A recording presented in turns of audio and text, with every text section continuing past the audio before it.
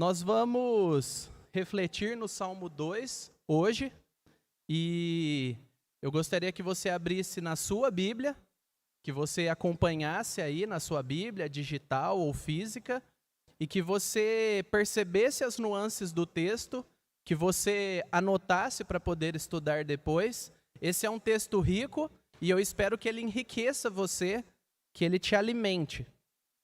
Mas, antes de nós orarmos e entrarmos propriamente na palavra de Deus, eu não sei se você tem a impressão de que o mal parece estar vencendo, de que o pecado às vezes parece estar dominando e parece estar ganhando cada vez mais espaço.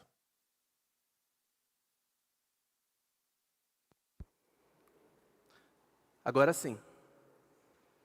Obrigado, Rafa.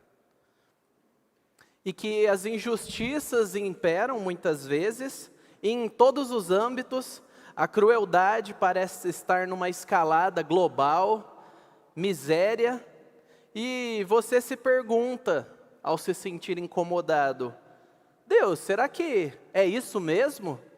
Será que o mal vai vencer no final? Será que o pecado vai imperar? E eu queria aprofundar um pouco mais, olhando para a Segunda Guerra Mundial, por exemplo, em que morreram pelo menos 6 milhões de judeus. E eles foram mortos de muitas formas. 6 milhões de judeus equivale, em número, a 7,5 vezes a população da nossa cidade. Imagina 7,5 vezes. Todo mundo que você conhece de Ribeirão, que você já viu no ônibus e que não conhece, morto, eliminado, apagado da face da terra. Esse foi o impacto da Segunda Guerra Mundial. E se você quiser entender um pouco mais, você pode ler um livro, que é um diário, chama Diário de Anne Frank, que foi uma jovem que sobreviveu a tudo isso. Mas se prepare porque vai demandar muito de você ver todo aquele horror. Mas nós podemos também lembrar do grupo terrorista Estado Islâmico, que tomou a Síria, tomou aquele país e fez com que as pessoas daquele país fugissem. E atualmente, 11 anos após aquilo ter começado, conta-se que existe 14 milhões de pessoas que fugiram para a Europa, para outros países do Oriente Médio.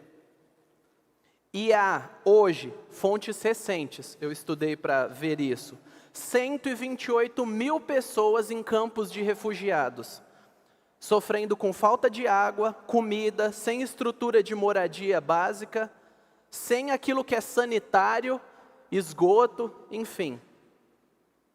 Nós temos mais recentemente a situação da Venezuela, sobre uma ditadura há mais ou menos 15 anos, que tem lidado recentemente com muita fome, escassez dos itens básicos para a subsistência humana, não o luxo. A gente está falando do básico. Tendo no mundo inteiro 7 milhões de pessoas que são refugiadas por causa dessa situação. Muitos estão espalhados pela América Latina. O Brasil tem hoje por volta de 400 mil venezuelanos refugiados e é o país que mais recebeu essas pessoas que fugiram. Inclusive, nós temos aqui em Ribeirão muitos. Mas uma nota triste, para fugir de lá, muitas vezes eles atravessaram rios, matas com animais selvagens, foram expostos a criminosos, a traficantes de pessoas, todo esse tipo de situação horrível para poder encontrar a liberdade em um novo país. E mais recentemente nós vemos a guerra entre a Rússia e a Ucrânia, que começou 24 de fevereiro do ano passado, tem quase um ano de duração, e por mais que a mídia não esteja noticiando, as coisas não estão boas lá. Existem pessoas que estão morrendo. Existem pessoas vivendo em miséria e com medo de constantes ataques, que continuam acontecendo. Eles destruíram escolas, igrejas, cometeram todo tipo de crime, os russos, e há relatos de que crianças, assim como as nossas, que se tornaram órfãs, foram levadas para a Rússia, foram adotadas por novas famílias e tiveram os seus nomes mudados. Temos 8 milhões de refugiados em toda a Europa. E essas fontes são do site da Agência da ONU para Refugiados. Isso é recente. Você pode acessar, você pode descobrir inúmeras situações desse tipo que estão acontecendo no mundo. E eu espero que você, tanto quanto eu, tenha ficado desconfortável ao pensar nisso, ou saber disso. E nós não poderíamos deixar de falar do macro no mundo, sem lembrar que existem crimes acontecendo ao nosso redor. Todo tipo de crime, de ilegalidade, de mal. E aí, o que nos cabe fazer diante de tudo isso? Lamentar, nos entristecermos, orar, mas o que a palavra de Deus tem para nós, para alimentar a nossa mente, para que a nossa fé cresça, se solidifique? O Salmo 2 vai falar um pouco sobre isso. Ela descortina os bastidores do trono do universo, onde Deus está reinando. E nós descobrimos que Deus tem sim algo a dizer sobre toda essa maldade nas nações e nos povos. Deus se importa e Ele tem algo a dizer.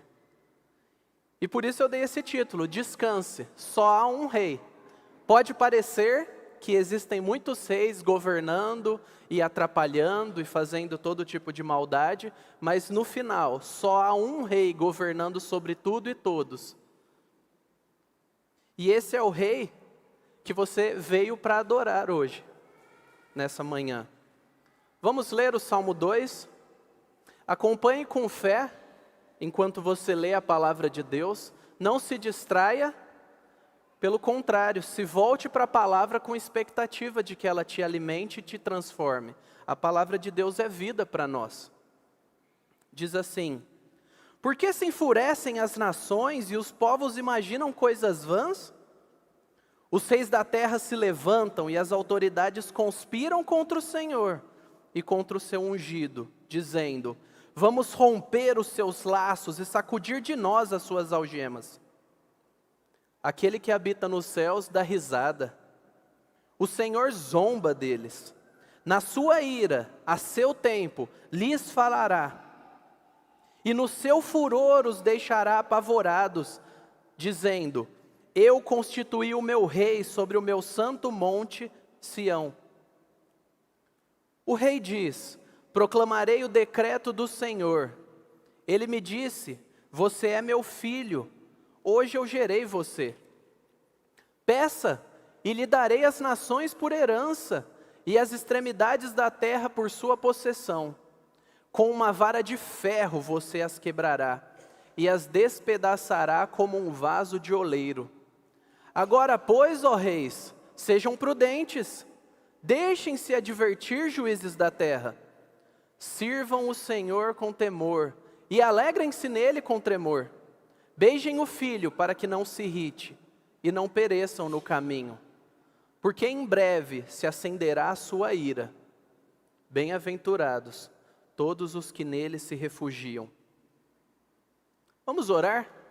Lembre da Ucrânia, da Venezuela, da Síria e de tantas outras situações na sua oração e clame a Deus misericórdia por eles. Mas clame por mim e por você também, para que a palavra cative os nossos corações e nós sejamos edificados. Senhor, em nome de Cristo, nós intercedemos por esses países citados, que existem milhões de pessoas sofrendo, passando necessidades naquilo que nós nem imaginamos, no mais básico para a subsistência. Intervenha, Senhor, faça justiça por amor do Teu nome, protege aqueles que estão sofrendo injustamente, protege aqueles que não têm condições de se levantar e fazer algo por si mesmo. Levante pessoas para abençoar essas pessoas, e inclusive muitos irmãos nossos, tementes a Jesus Cristo, sofrendo. Tem misericórdia, ó Deus. Nós pedimos a Ti para que a Tua palavra nutra o Teu povo nesses lugares. Salve pessoas, fortaleça a Tua igreja, apesar de nós não fazermos ideia qual é a dificuldade para isso acontecer. Nós confiamos em Ti. O Senhor é o dono da igreja e ela vai prosperar. E nós pedimos por nós, que nós amemos ao Senhor ao aprender a Tua palavra. Que nós nos voltemos ao Senhor, sabendo que só há um Rei, Jesus Cristo, o Filho de Deus. E nós só adoramos um Deus, o Deus Trino, Pai, Filho e Espírito, que nos salvou e que nos levará à eternidade. Nós Te adoramos, ó Deus, por ter feito tanto por nós. E nós Te agradecemos, porque o Senhor nos sustenta e nos livra do mal. E nós temos muito que agradecer. Obrigado por essa igreja que se levanta há 30 anos pregando a Tua palavra, abençoando pessoas e manifestando o Evangelho a todo aquele que está nos nossos círculos e que vem aqui ouvir a Tua palavra. Muito obrigado. Que continuemos sendo fiéis, frutíferos e felizes no Senhor. Amém. Semana passada nós estudamos o Salmo 1, que é uma introdução ao Saltério, ao livro dos Salmos, e nós podemos basicamente entender que o Salmo 1 fala em termos individuais, o que o Salmo 2 vai ampliar e falar em termos corporativos, em termos mais amplos. Para nós entendermos esse salmo, é necessário que nós façamos um exercício. E esse exercício é olhar para o Antigo Testamento e entender o que eles entendiam quando eles cantavam e se lembravam disso. E um ponto importante é, quando o povo de Deus cantava esse salmo, lembrava dessas verdades, eles tinham na mente que Yahvé, ou Jeová, escolheu Davi para ser o seu representante e os seus descendentes como rei sobre o povo de Deus. Para que guiassem o povo de Deus ao cumprir os propósitos de Deus. Aquilo ali era um povo numa região geográfica delimitada, num contexto específico. Mas o objetivo amplo era manifestar a bondade de Deus na terra, cumprindo aquela aliança que Deus fez com Abraão. Nós veremos melhor para frente. E um segundo ponto importante, todo israelita fiel entendia que não havia como desvincular as bênçãos de Deus sobre o seu povo, das bênçãos sobre a casa de Davi. E isso está lá em 2 Samuel capítulo 7. Opa, agora sim. Então eles oravam esperando que o rei fosse fiel, fosse submisso à palavra de Deus, e eles pediam que Deus fizesse isso. Porém, ao longo do tempo, nós temos o retorno do exílio, o povo de Deus fica 70 anos na Babilônia, sofre lá, fica longe da terra, mas quando eles voltam, eles não têm nenhum rei descendente de Davi no trono. E aí eles pensam, ora, será que Deus falhou? E aí acontece um amadurecimento na perspectiva do povo de Israel. Que é o quê? Eles entendem que aquelas promessas não poderiam ser apenas temporais. E eles começam a olhar o aspecto amplo. E você tem o profeta Isaías e tantos outros que vão descortinando com mais clareza essa percepção de que o Messias que viria não era simplesmente um homem. Não era um homem como todos nós, mas era alguém divino, que tinha esse caráter, essas características divinas, e que um dia estenderia sobre toda a terra o seu poder, espalhando a vontade de Deus e cumprindo a vontade de Deus. E isso foi uma expectativa que foi se ampliando e foi ganhando contornos mais claros no Novo Testamento, até que vem Jesus Cristo, e os seus discípulos olham para Cristo e veem em Cristo o cumprimento dessa expectativa messiânica. E agora nós podemos entrar nos versículos de 1 a 3, que falam sobre o enfurecimento das nações.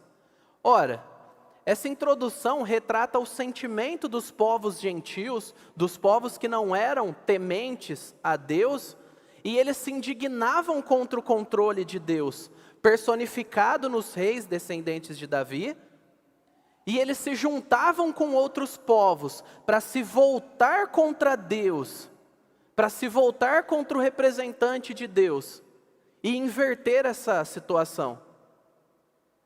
E esse ódio é fruto de um desejo profundo de rejeitar toda a autoridade de Deus. E você sabe muito bem do que eu estou falando, porque não mudou na nossa época. As pessoas não querem se submeter. As pessoas não querem se dobrar a ninguém. E finalmente a Deus. Eles se levantaram e conspiraram contra o ungido do Senhor, como está no versículo 2. O termo aqui para imaginar, que está no versículo 1 aí da sua Bíblia, que eles imaginam, é o mesmo termo para meditar, que nós lemos no versículo 2 do Salmo 1. Então, o temente a Deus, ele gasta o seu tempo e energia pensando em como obedecer a palavra de Deus e ser fiel, como desfrutar do relacionamento com Deus. Porém, os ímpios, eles fazem com o mesmo ímpeto, o tempo todo, pensando formas de destruir, de apagar a lei de Deus. Porque eles sentem como se fosse uma corrente sobre o pescoço. Algo ruim, algo que limita eles. E o termo aqui que é ungido, ele é o termo para ser traduzido como Messias ou Cristo no Novo Testamento, que é aquele designado por Deus para cumprir a vontade de Deus. Existe um chamado especial. Em última instância, qualquer rejeição que você lê aos escolhidos de Deus, não é a eles. É um sentimento que se amplia e mostra a rejeição ao próprio Senhor Jesus Cristo quando Ele veio. O próprio Deus encarnado, sem pecado, sofreu inúmeras resistências. E nós citamos apenas duas. Quando Ele era bebê, antes dele nascer, já o perseguia, já havia um sentimento de que não poderia haver um rei de Israel que não fosse aqueles da dinastia de Herodes. E lá em Mateus 2,16, nós temos Herodes furioso, e ele manda matar todos os meninos de Belém abaixo de 2 anos. É uma carnificina, porque ele não queria que surgisse um rei. E os reis magos, na verdade não são reis, né? São magos, mas a gente sempre fala reis magos. E os magos passaram um tempo antes e falaram que o rei viria. E aí eles não voltam. E aí fica aquele medo desse rei. Se esse rei enviado por Deus vier, ele vai tomar o meu trono. E ele manda extirpar todas as crianças abaixo de 2 anos. Mas o Novo Testamento deixa claro que o ápice da rejeição, do ódio, da oposição contra o Messias, é no próprio julgamento e crucificação de Jesus Cristo. E nós temos Pilatos aí, em João 19, de 1 a 2. Pilatos manda açoitar Jesus. Perceba que ele não tinha uma indisposição pessoal, um ódio intenso, mas ele se levanta contra o Messias. Ele não faz o que é certo. O seu próprio pecado o leva a mandar açoitá-lo depois de ter dito: eu não vejo nada que justifique condená-lo. E os soldados colocam uma coroa de espinhos na cabeça de Jesus. Os reis se levantam contra o Senhor.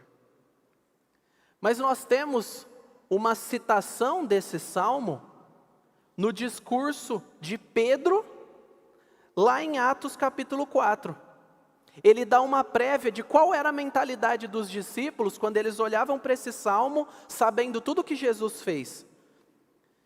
E fala: uma vez soltos, Pedro e João procuraram os irmãos e lhes contaram tudo o que os principais sacerdotes e os anciãos lhes tinham falado. Ouvindo isto, unânimes, levantaram a voz a Deus e disseram: Tu, soberano Senhor, fizeste o céu, a terra, o mar e tudo o que neles há. Disseste por meio do Espírito Santo, por boca de Davi, nosso pai, teu servo.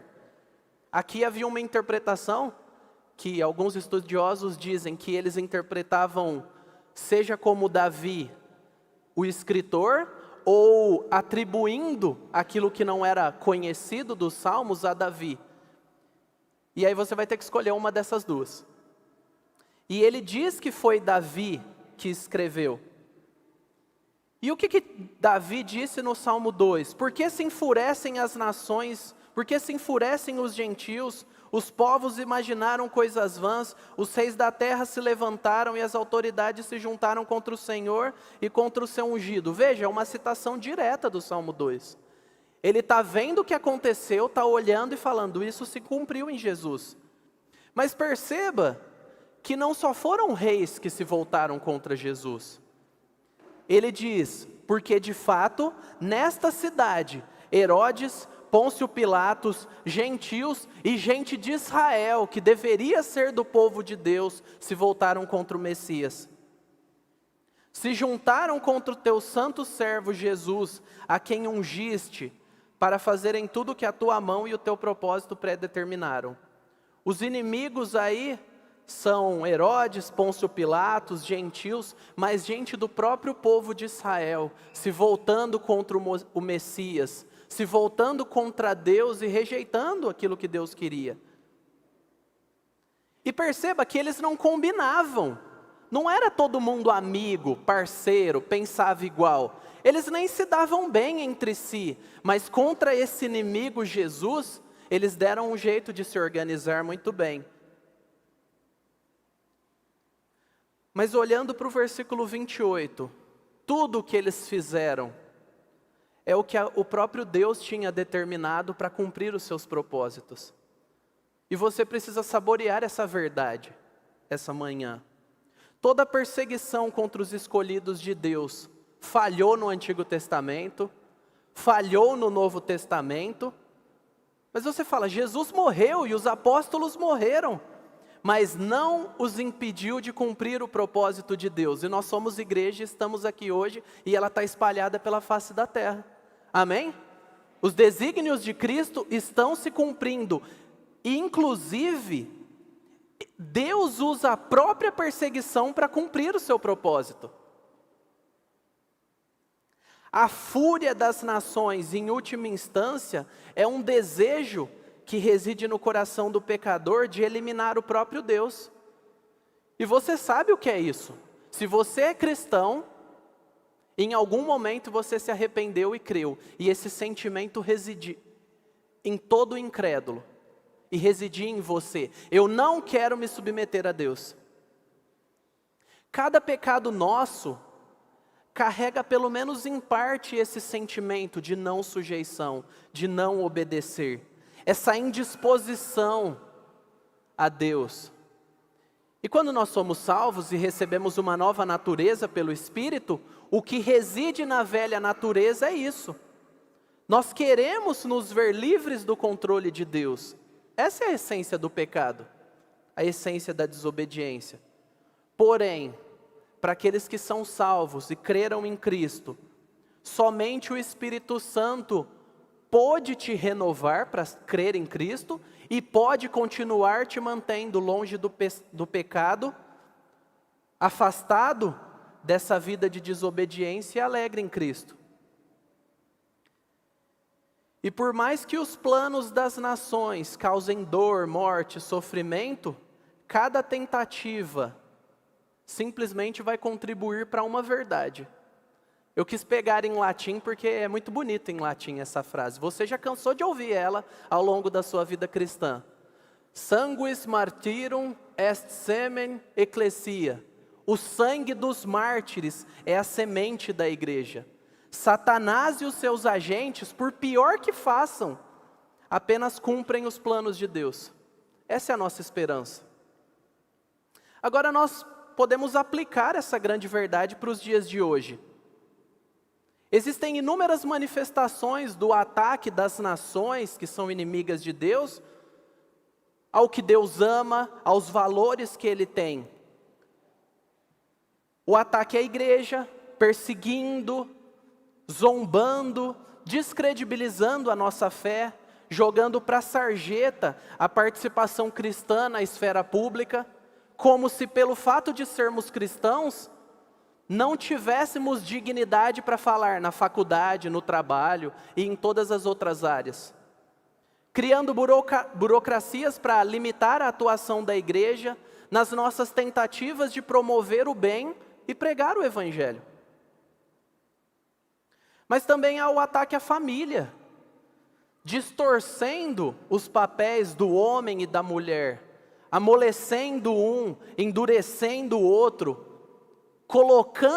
incutindo uma mentalidade em nós de que é uma briga e o mais forte vai prevalecer. Não é uma família, mas é uma relação de poder de um contra o outro, instigando a criação dos filhos sem limite, sem dizer não, sem restrição. E de preferência que não se tenha filhos. É isso que está sendo pregado hoje. Mas também contaminando a cultura cada vez mais. Os desenhos infantis, as séries, os livros, as músicas, se organizando, construindo uma mentalidade ateísta, rebelde, materialista, fútil, em que se distorce a realidade para poder obter alegria e se distrair. Desde as crianças mais pequenas, até nós adultos somos atacados. Isso molda a nossa mentalidade, a nossa criatividade, manipulando as nossas emoções. Quantas séries em que, eu conversando com o Oscar um tempo atrás, né? Algumas séries que são tão legais, e que o bandido é um mocinho. Aí você quer torcer para ele, mas está errado, ele é bandido.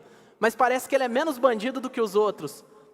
E isso vai moldando a nossa mentalidade, invertendo os valores que a palavra de Deus incute em nós.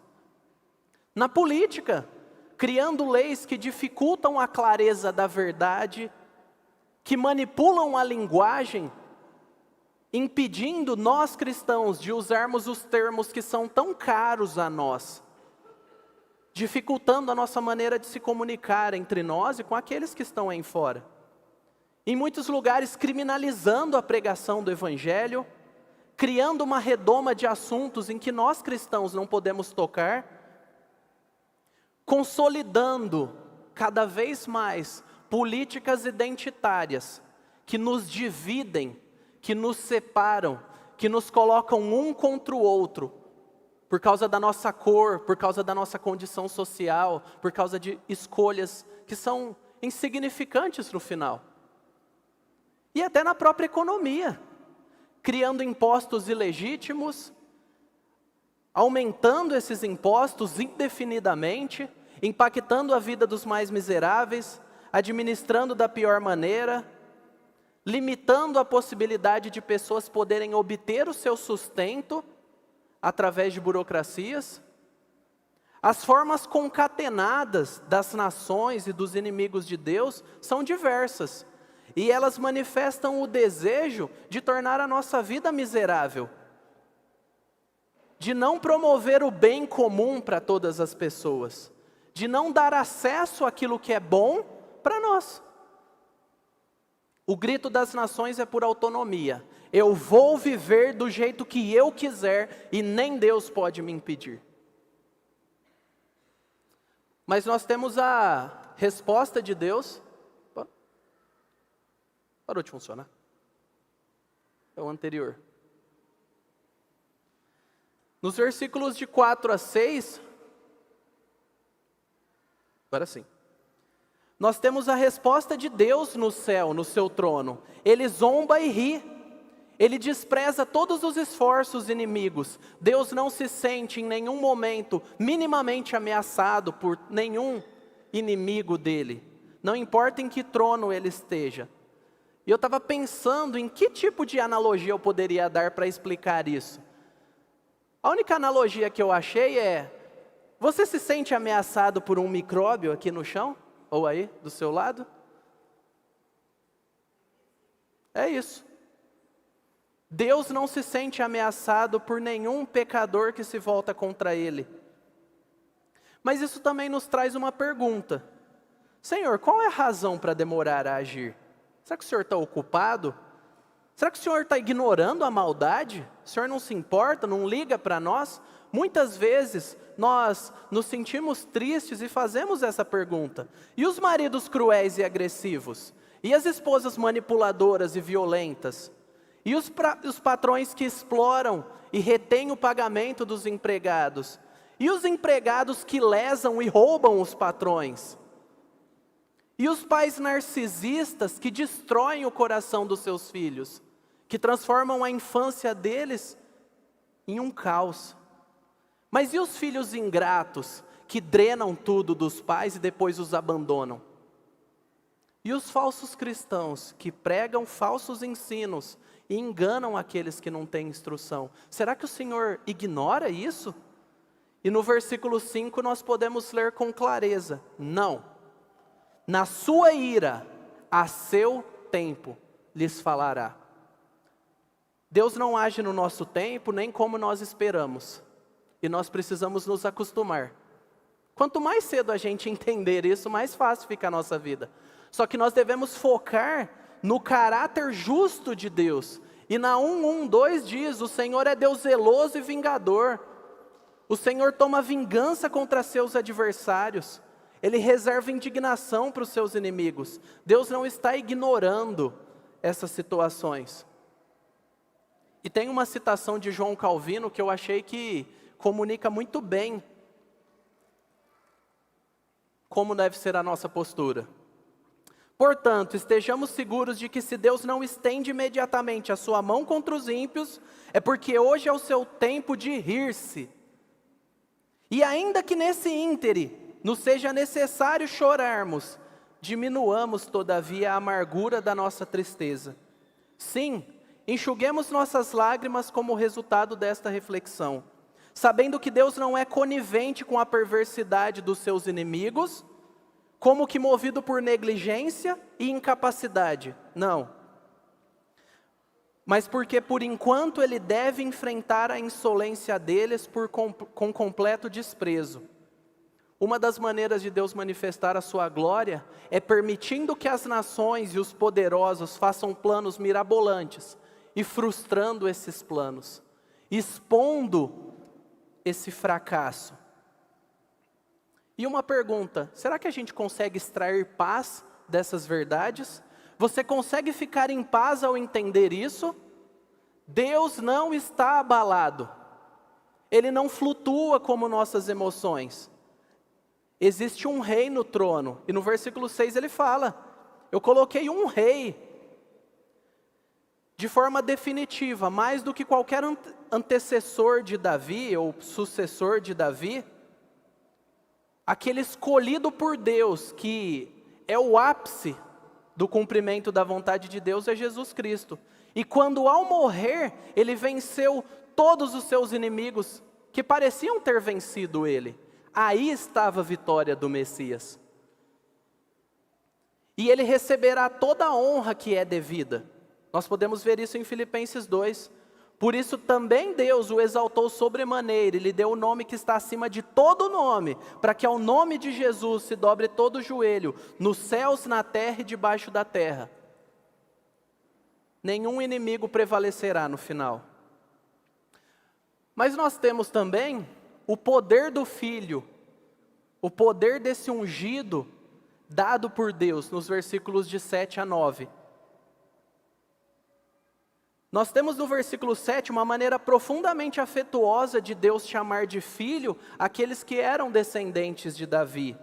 E isso era comum no antigo Oriente Médio, em que um rei que dominava muitos territórios e tinha vários reis menores de territórios menores, e ele escrevia cartas e falava: você é meu filho, eu protejo você, esteja comigo e eu protejo você. Mas acima de qualquer pessoa no passado, isso daqui narra o próprio Deus falando a Jesus. E se você olhar no versículo 7, quando aparece Senhor, provavelmente na sua Bíblia está em letras maiúsculas. Senhor com todas as letras maiúsculas. Isso daí é o nome pactual de Deus. Lá em Atos 13, 32 a 33, Paulo fala: e nós anunciamos a vocês o evangelho da promessa feita aos nossos pais, como Deus a cumpriu plenamente a nós, seus filhos, ressuscitando Jesus, como também está escrito no Salmo número 2, você é meu filho, hoje eu gerei você. Paulo conecta a ressurreição, assim como um rei subindo ao trono e ganhando esse conhecimento real, demonstrando para aqueles cristãos e para nós, que o propósito dessas mensagens era um cumprimento futuro, de maneira perfeita, na vitória do Messias, que iria salvar um povo através da sua morte e iria unir esse povo a si. E aí eu estava pensando em que imagem usar, e se você já leu as Crônicas de Nárnia, o primeiro livro, O Leão, a Feiticeira e o Guarda-Roupa, você sabe que nós temos Edmundo, um dos 4 irmãos que vão para o mundo de Nárnia. Se você não leu, fica a recomendação, é muito bom, viu? Ele vai para o mundo de Nárnia e ele se torna o traidor, ele trai a sua família, ele age contra a lei instituída, que é chamada de magia profunda, e a feiticeira branca, que representa Satanás, vem requerer a vida dele para poder matá-lo. Ele é culpado, ele tem que pagar. E aí nós temos Aslan, que representa Jesus Cristo, o leão. É o verdadeiro rei que se entrega para morrer no lugar do culpado. E aí ele ressuscita. E quando ele ressuscita, ele diz que se uma vítima voluntária, inocente de traição, fosse executada no lugar de um traidor, a mesa estalaria e a própria morte começaria a andar para trás. Na morte, a vitória. Esse é o cumprimento perfeito do que Jesus fez por nós. A morte é o meio pelo qual Deus escolheu para que Jesus subisse ao trono. Mas no versículo 8, há uma expectativa de que o rei de Israel conquistaria os gentios e seria uma bênção. Aquele povo de Deus seria a bênção para todas as nações. E isso está lá em Gênesis 12, 3. Deus falando para Abraão: abençoarei aqueles que o abençoarem, amaldiçoarei aqueles que o amaldiçoarem. Em você serão benditas todas as famílias da terra. Deus iniciou esse cumprimento no Antigo Testamento, mas Ele complementa ao longo do tempo e cumpre plenamente em Jesus Cristo. E essa vara de ferro do versículo 9 fala sobre um governo completo, último, total de Jesus Cristo sobre as nações. Mas perceba, não está sendo dito que essa vara de ferro que vai destruir como um vaso os inimigos, tornou Jesus, o Messias, mau, cruel, injusto. Não, o problema e o terror é justamente que eles serão recompensados por tudo aquilo de mal que fizeram. E por isso eles deveriam temer a justiça. Em Apocalipse 19, 13 a 16, nós podemos olhar para o futuro e ver que o Filho de Deus é esse que está vestido com um manto encharcado de sangue, o seu nome é Verbo de Deus. Pulando para o versículo 15, da sua boca sai uma espada afiada para com ela ferir as nações. Ele mesmo as regerá com cetro de ferro. Ele mesmo é o que pisa o lagar do vinho do furor da ira do Deus Todo-Poderoso. E olhe para o versículo 16. No seu manto e na sua coxa está escrito um nome: Rei dos Reis e Senhor dos Senhores. Mas aqueles que se dobram, que se arrependem e creem, que confiam no Messias, lá no versículo 9 desse mesmo capítulo diz: bem-aventurados aqueles que são chamados à ceia das bodas do Cordeiro. Há paz para aqueles que se arrependem. Há uma justiça para os inimigos de Cristo, mas aqueles que se veem como inimigos e que se voltam para Ele, se humilhando, buscando perdão, há paz disponível. No versículo 10, todos os poderosos deveriam aceitar esse chamado, essa convocação ao arrependimento. Sejam prudentes, mudem de postura. O ungido do Senhor está contra você. Todos os poderosos deveriam erguer a bandeira branca da paz e falar: eu me rendo, baixarem as armas e se submeterem a Cristo. E você sabe muito bem como, quando a gente cobra os outros, exige e briga e discute, a gente não obtém o resultado que queria. E muitas vezes, quando a gente age de maneira gentil, cordial, paciente, essa prudência, ela nos nutre, ela é fruto da sabedoria, de querer obedecer a palavra, nós encontramos um caminho melhor, não pela imposição da nossa força. Jesus conquistou tudo, sendo manso e humilde, mas Ele aponta para o dia que há de julgar, e Ele vai julgar em todo o rigor do seu poder, aqueles que são seus inimigos. Nós que somos cristãos devemos confiar nas situações que parecem sem esperança aqui. A justiça de Deus não falhará. Ela pode não chegar quando nós queremos, mas nós estamos em boas mãos. Amém? Isso é esperança para nós. Mas no versículo 11, esse convite, ele fala o tipo de postura adequado. Não basta se submeter a Deus irado, insatisfeito.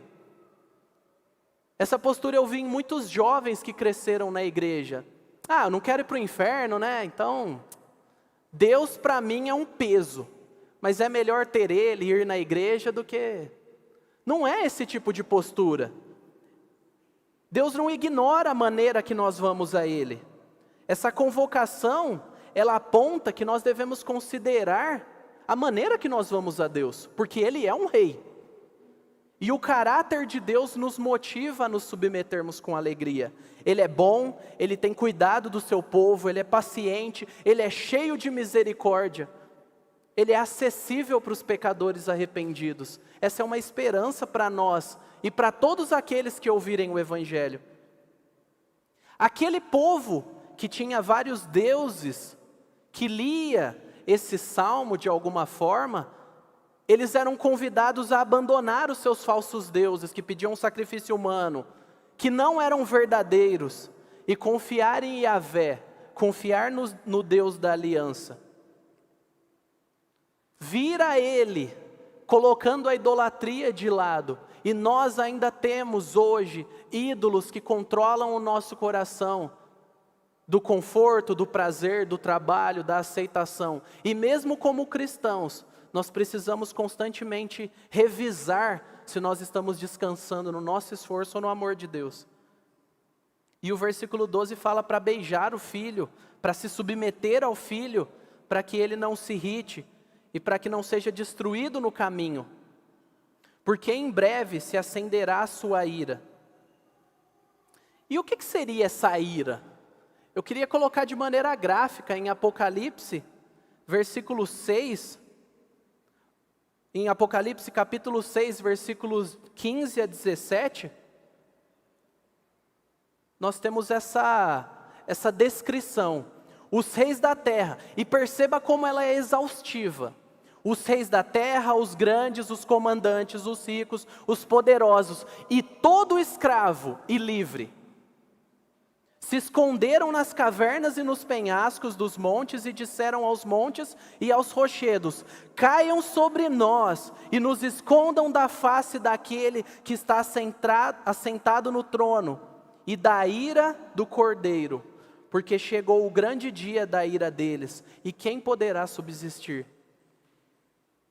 Que ninguém aqui seja como esses que preferem fugir de Cristo, rejeitar Cristo, do que pedir por sua graça e misericórdia.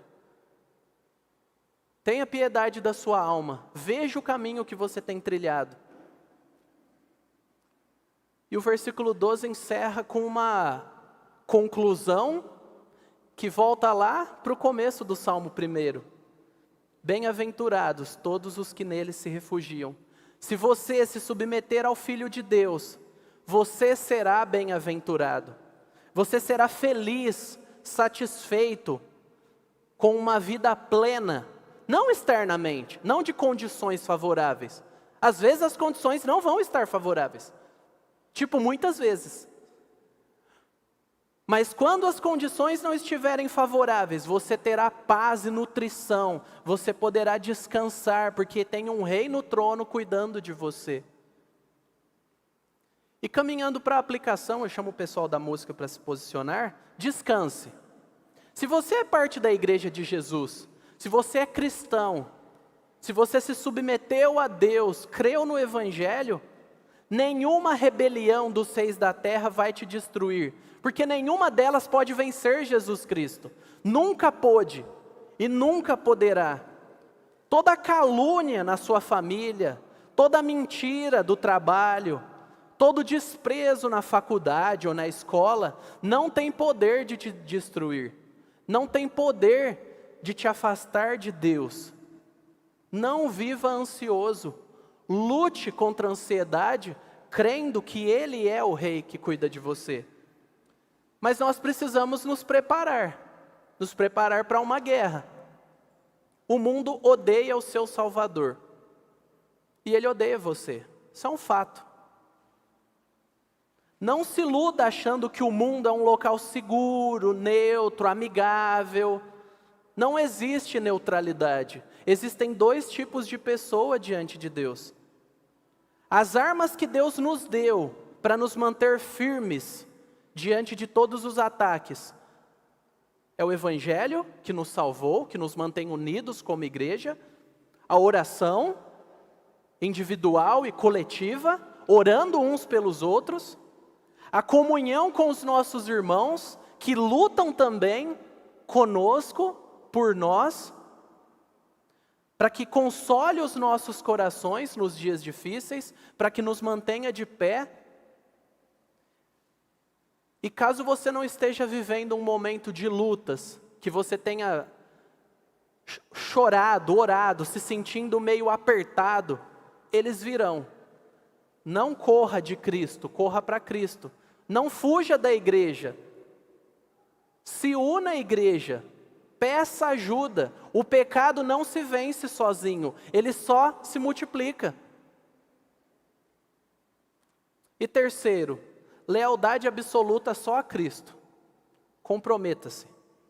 Nossos corações são inconstantes, por isso nós devemos sempre revisar a nossa lealdade, analisar a nossa vida de tempos em tempos. É possível que você esteja sendo mais leal à sua visão política, ou a um candidato do que a Cristo. Revise o seu coração. É possível que você tenha acreditado nas narrativas de que você tem que se dedicar ao trabalho porque é a coisa mais importante, e abandonado o que a palavra diz sobre o trabalho, a sua família, o descanso. Revise, repense. Ou será que você tem acreditado num grupo que odeia a igreja, mas se diz igreja, e que fala, não, a igreja limita. Ela fala que eu tenho que crer em algumas doutrinas, mas eu quero ser livre, eu quero amor, eu quero graça. Eu não quero ninguém sobre mim, eu não quero que ninguém me cobre. Está limitando a minha vida espiritual. Será que você tem caído nessas narrativas? Cuidado, cristão. Só há um rei. Ele não divide o trono.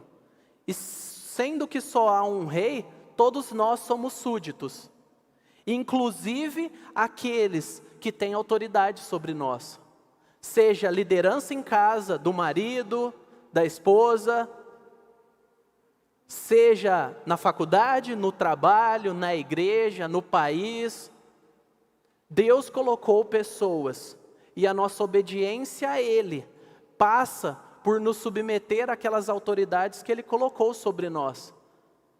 Mas Mário, e quando dói? Quando dói também.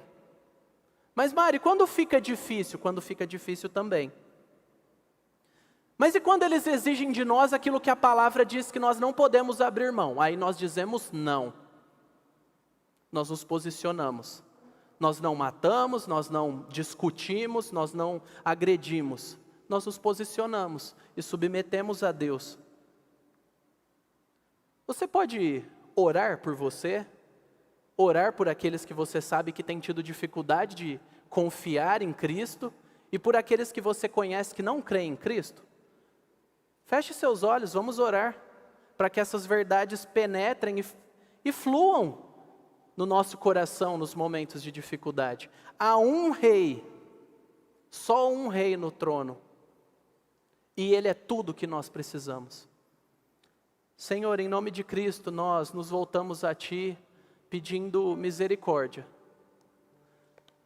Que o Senhor nos livre de sermos idólatras, que temem mais aos homens, temem mais as emoções, temem mais o ambiente político ou do trabalho, do que a Ti, ó Deus. Ó Jesus Cristo, nosso Salvador, aquele que venceu a oposição obedecendo a Deus, nos ensine a viver. Ó Espírito que está em nós, que conduz a Tua igreja, nos santifique, nos submeta, nos ajude a descansar. Não nos deixe nos iludir, mas nos faça nos submetermos a Ti, nos nossos sentimentos, nas nossas convicções, tendo esperança de que o Senhor vai voltar, e naquele dia a justiça será feita, o bem há de reinar, a verdade vai prevalecer. Nos ajude, ó Deus, a admirar ao Senhor e aceitar o modo como o Senhor tem trabalhado em nossas vidas. Nos ajude a baixar as armas, nos ajude a abrir os nossos corações. E como igreja, nos ajude a comunicar o Evangelho do Reino, o Evangelho do Rei, àqueles que estão ao nosso redor e que precisam Te conhecer e se submeter a Ti.